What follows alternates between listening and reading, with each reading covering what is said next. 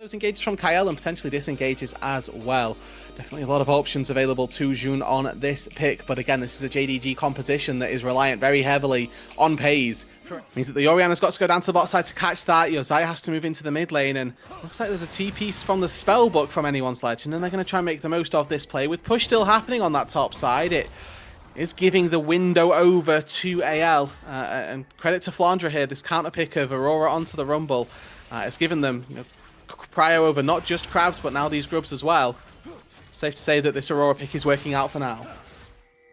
Great pivot by anyone's legend to head over to that top side after the bot lane was not looking in such a great state. Away from that, and we've instead settled on the Kraken, but Pays keeping it real with the old school build from a week ago. And still on the way of the Ruin King as AL actually might want to get in here. Shuo flashing in to get the knockup and the Galio to follow. Pantheon on that front line struggling. Pays has the ultimate. He is transcendent. He is firing. He is free hitting. The shockwave clips him though. Out comes the equalizer. First kill down to Tarzan. Flandre's arrived. The Aurora damage is big, but JDG already controlled the fight. Scout, a massive team fight from him. And it's the red side team that open it up first. A 4-for-0 in our first skirmish of this series. JDG absolutely slaughter anyone's legend as they were trying to get a bit fancy, trying to steal away a blue buff.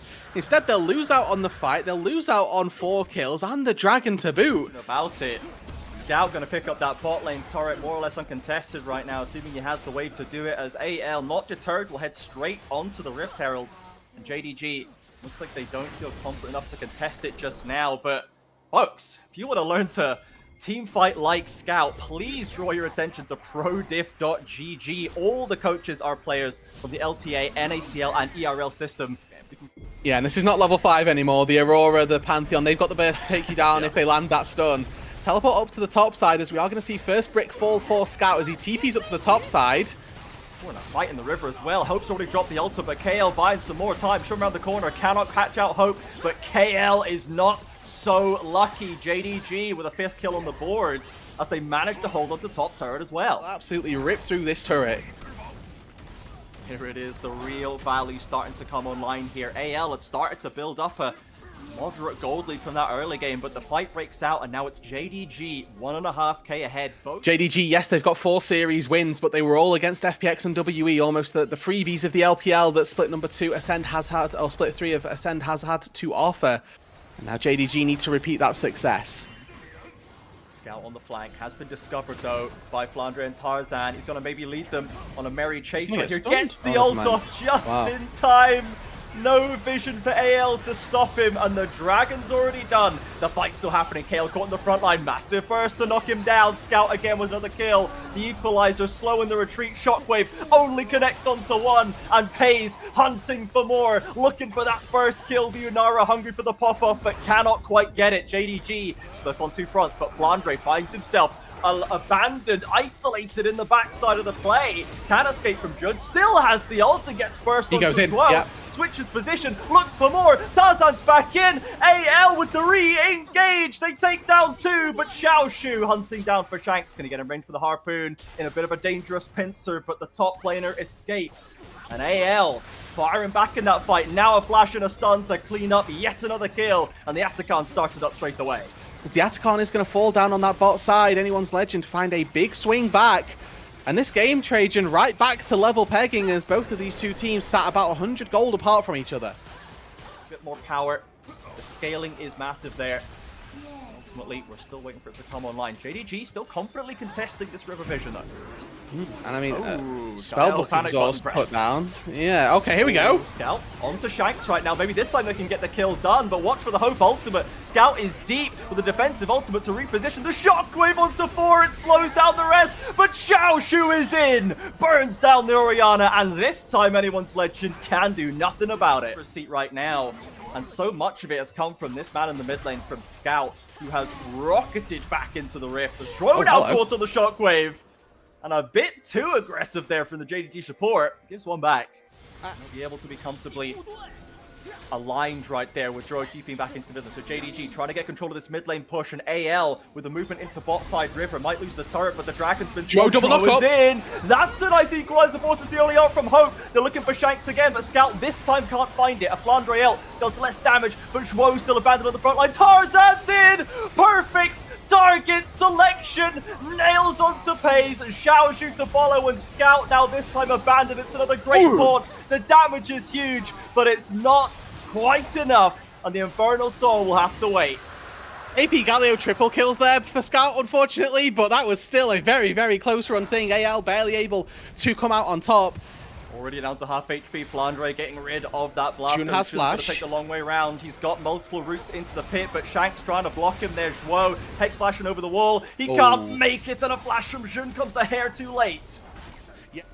Almost approaching 3 items now as the Yunara still without a kill to their name. Kept both summoners from that fight as well. Just snap decision from Tarzan to catch him too far forward, eliminates him with the damage from Flandre to help it along. As AL now, wearing the Baron buff, start to clean out these turrets in the gold lead. Now remember, again, we were still favouring this JDG composition if they can make it to the hyper late game, right? We know that Pays on this Yunara, the champion itself, has the capability to do great things.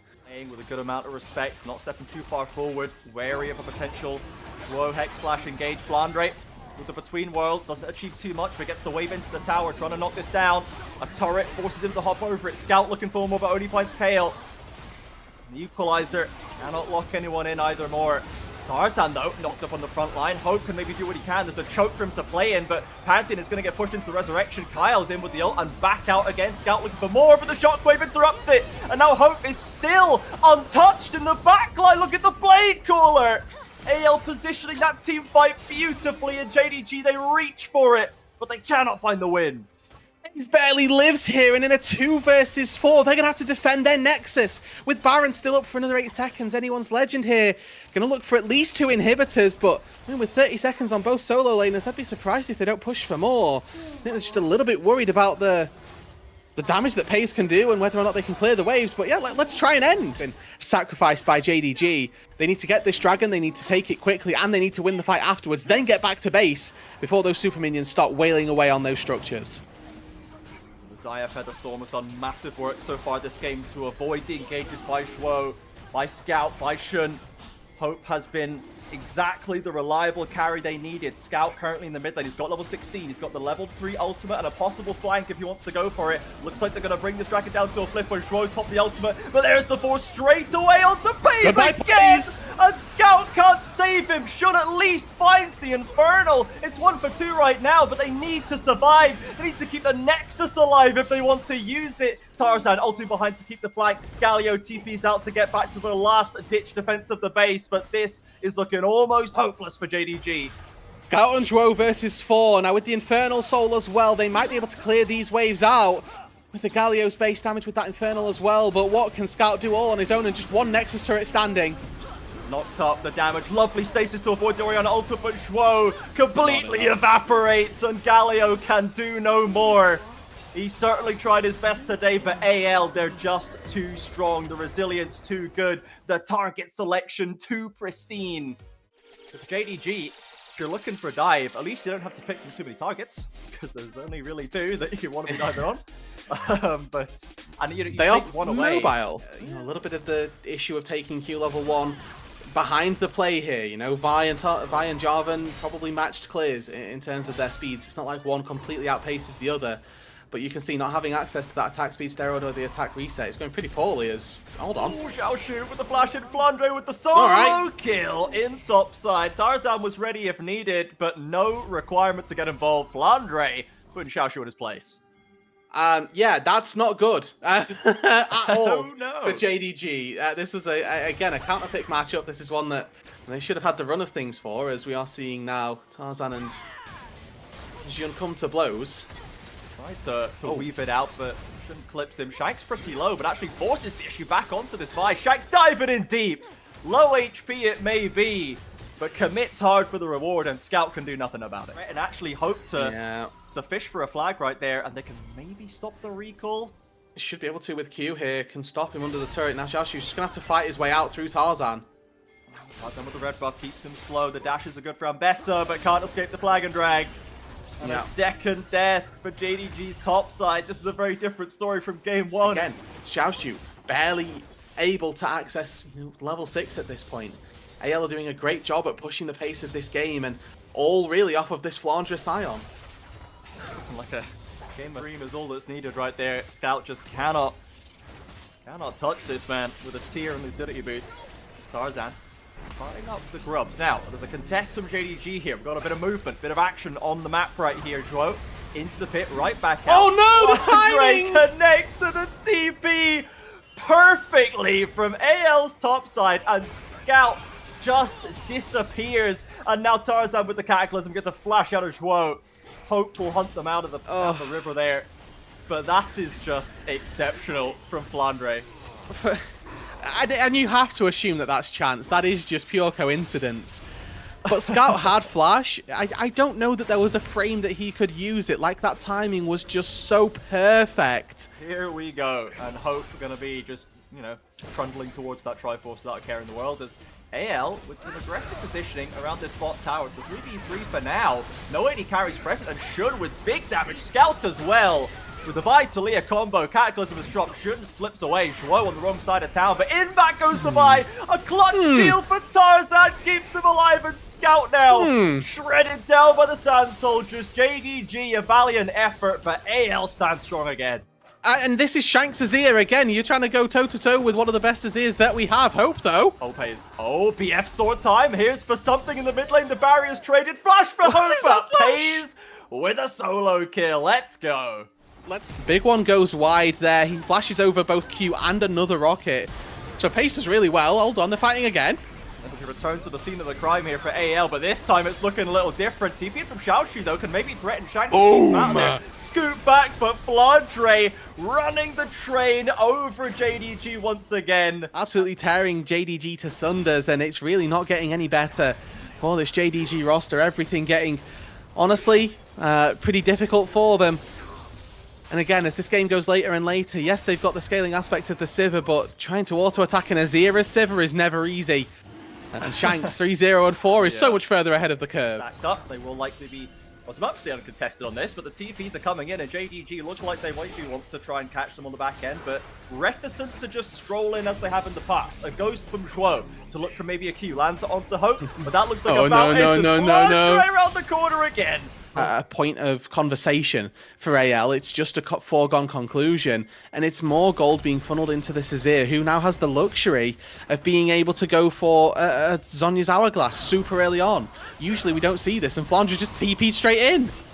Returning to the mid lane tower, Droid doing what he can to hold the line, and the tower's still pretty healthy, but AL finding a path in proves hard enough. But it seems like the answer is a resounding no. Let's recall. Let's use this time to get a little bit more, or a few more items, really. Well, we know that AL aren't going to be able to make a play on the map. They are able to make a play for neutral objectives, so that's going to be good enough for JDG to say, yep, we're out of there. Actually, we've had enough. And I think really it's on that third item. And Pays, unfortunately, this game he probably has to go LDR. Objective for them to take, and again, JDG looks like they're trying to contest this time though. I mean, they're late coming into this. This is pretty much already gone, and there's a Scion behind them as well. Oh no, oh no. Get out, oh dear. Flandre crashing in again. Just Xiaoshu though. Doesn't take the item slowly trickling in.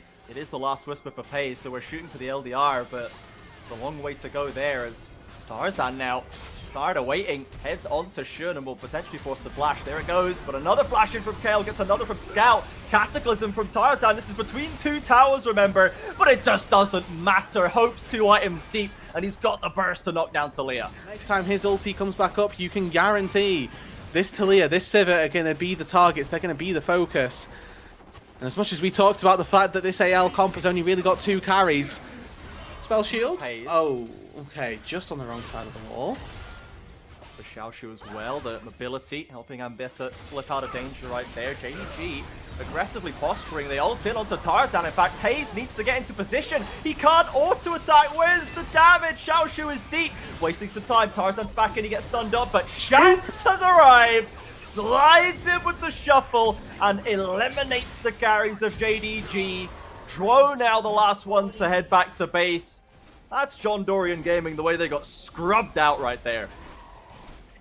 That's a 5-0, and that's a fight that just wasn't even close. The gold lead will paint you the picture of this game, unfortunately, and anyone's legend here back to their winning ways from the rough hangover they had to start out this split. And I mean, this was a series that I was looking to see them end with.